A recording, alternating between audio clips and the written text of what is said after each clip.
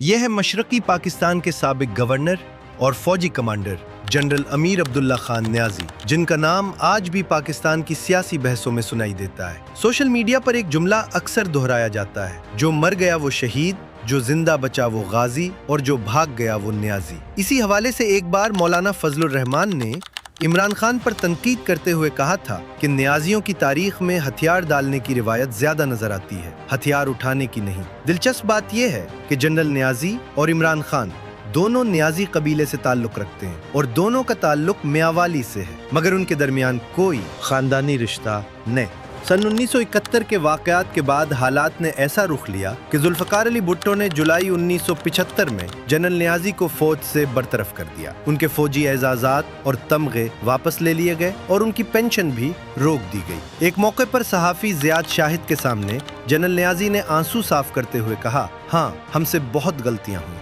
لیکن بھٹو نے بھی ہمارے خلاف بہت سی باتیں پھیلائیں۔ دیکھنا قیامت کے دن اس کا گریبان ہوگا اور میرا ہاتھ۔